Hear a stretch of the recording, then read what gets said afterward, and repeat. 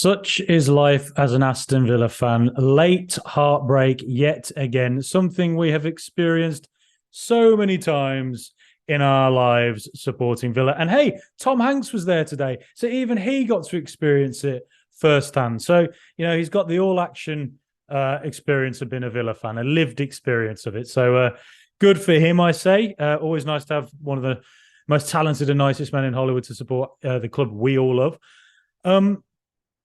Look, Villa lost 4-2. I think the result flatters Arsenal. But Aston Villa were actually really good, generally. It was a really, really positive performance. I thought we were just disciplined tactically, very compact, made it hard for Arsenal to play through us, which I think is partly why Martin Odegaard was probably a little bit quieter than he usually is. Had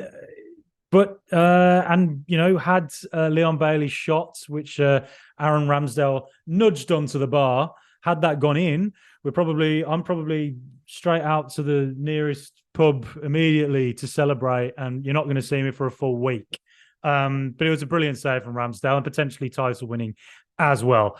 So the game itself, Arsenal probably were the better side. Well, they were the better side because there's a reason they're top of the league. But Villa competed extremely well. I think in a way we had to play kind of like the away team, which probably suited us because I think we have looked a little bit better away from home than at home under Unai Emery so far.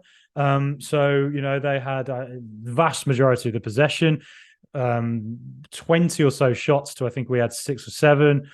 You can't say Arsenal didn't exactly deserve a win, but at the same time, I thought that our compact style of play worked against Arsenal. I didn't think they created as much as they normally do. If we start from the first half, I thought Odegaard was kept very quiet, who I would say has probably been their player of the season. And, part of that was maybe Kamara being quite close to him. He couldn't really get into the game so much, Odegaard. And then, but their main sort of threat, I thought, was down the right through Saka and Ben White. Ben White's overlapping of Saka. It caused quite a few problems for us, and that's how Arsenal's first goal came about. Ben White getting to the byline, crossing it in, Tyrone Mings heading it away. Yes, you should have headed it out of play, heading it kind of back into your own area. You're probably asking for a bit of trouble there. But the finish from Saka, first time, absolutely world-class from a world-class player. He's a very special talent. And even though he got injured, you could kind of see why Arsenal was so desperate to keep him on the pitch because he just carries that threat. But overall, I actually thought Moreno handled him quite well, really. It wasn't the.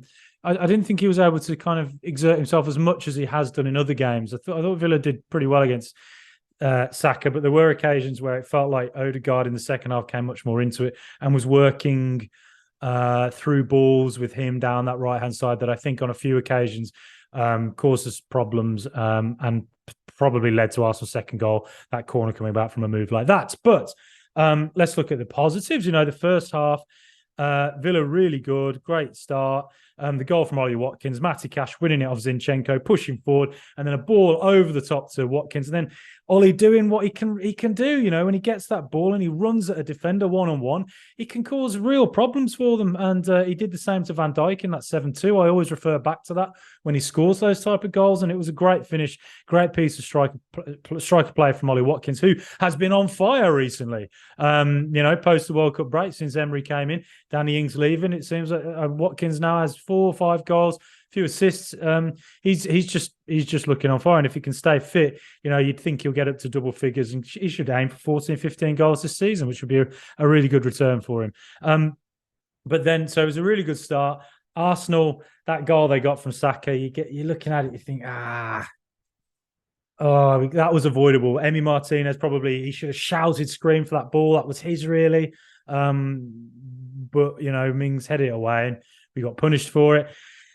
But then Villa's second goal. Now, I think this highlighted what an amazing centre midfielder Boubacar Kamara really is. A CDM, a man who is keeping people like Odegaard out of the game for a while, sticking tight to different attacking players and keeping them quiet, but also winning tackles, reading the game. But the second goal came about because he took the ball deep in our own half, runs forward with it.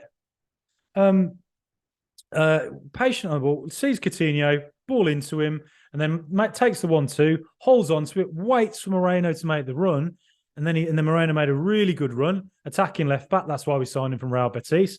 Really good run, and Kamara with a perfectly weighted ball. A CDM with such attacking ability. He's quality. But then Moreno, really good play from him, getting forward, ball across, Buendia, super clever through the legs, and Coutinho with a quality finish, just placing it bottom corner. And to be honest, that's been coming for him. You think his cameo performances recently, where he's been coming off the bench, have been really good. So good signs, really. Villa continue to create chances under Unai Emery. We've lost 3 in a row, yes, but in all of those games, we've actually had moments where we've been very dangerous and probably, unlucky to lose to Leicester and Arsenal. But ultimately, we did lose them. But then second half, I think the Arsenal goal, it came about because they got the corner. I think it was Saka, I want to say, had got him behind. And you could see at some point they were going to get something out of that, I thought.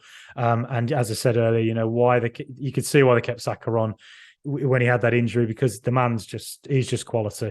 And corner into Zinchenko, who I said before the game I thought would be the key man, because he's a wild card, isn't he? Against Manchester United a few weeks ago, I watched that game where Arsenal won 3-2 with, I think, another late winner. And Zinchenko caused mayhem for Man United because he's that left back, but he's such an intelligent football player that he can come up into centre midfield and kind of roam around and overload the opposition in the centre. But then he can move back out wide and sort of be all over the pitch, working passes, through balls. I thought Villa actually did very well against him today. I thought he wasn't quite as good as he has been, largely because we disrupted him, I thought.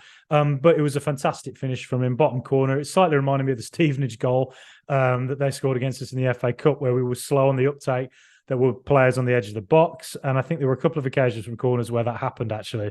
So that's something to look at probably at the training ground. But then it was 2 boxers kind of throwing punches, not quite connecting. And Villa, Leon Bailey coming on. This is what sums Bailey up as, you compare him to Saka. Saka has the consistency where you think whenever he gets the ball, he's probably going to do the right thing, right? It's not always going to come off, but generally he'll do the right thing and you're always kind of worried about him. Whereas with Bailey, the reason he's not playing at in the Champions League is because you can't quite trust him to make the right decision all the time. So a couple of occasions he got the ball, held on to it one or two, a little bit too long, could have put the ball in a bit earlier, or could have taken a shot and didn't. But the moment of quality where you see what he's capable of, Boubacar Kamara with the ball over to him, which I thought this is going out of play, but the touch from Bailey on his left foot, absolutely quality, honestly. And then pushes forward, runs forward, dash forward, shot that Ramsdale somehow pushed against the crossbar was just absolutely, it was a fantastic save and very, very unlucky. And, if that goes in, yeah. Oh, well. And then John Duran as well. Again, he's only had brief appearances for Villa, but 19 years of age. He's a real bit of a bulldozer, isn't he? He's not afraid to run into you. A couple of the moments his hold-up play was good, working the passes with other players, and unlucky not to score. It was pretty savable for Ramsdale, that shot. But, again, another positive sign that he's a player who carries a real threat. And 19 years of age, you think he'll continue to improve under Unai Emery. So I can't wait to see him get his first goal. I'm sure it's going to come in the not too distant future. But then, Arsenal's third goal. I mean, it just turns me a bit Mark Lawrence and seeing 95th minute winners against Aston Villa. Don't know why I watch football, really. It's just the way it is. It was unlucky to hit the crossbar, come back off and hit Emi Martinez. You're just thinking, oh my God. I mean, how many times have we seen this? Just an amazing hit. Unlucky, just unlucky. And then the fourth goal, it's a write-off there, isn't it? I think it flatters Arsenal 4-2. Emi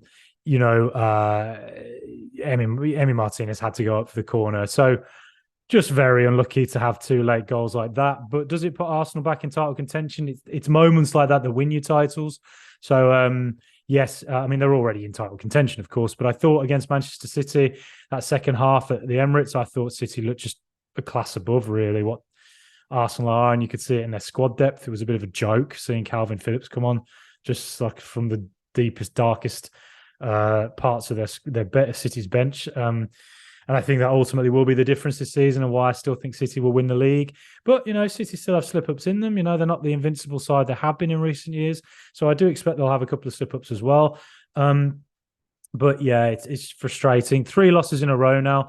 The Leicester game, you'd say we made too many errors and we shouldn't have lost that game, really.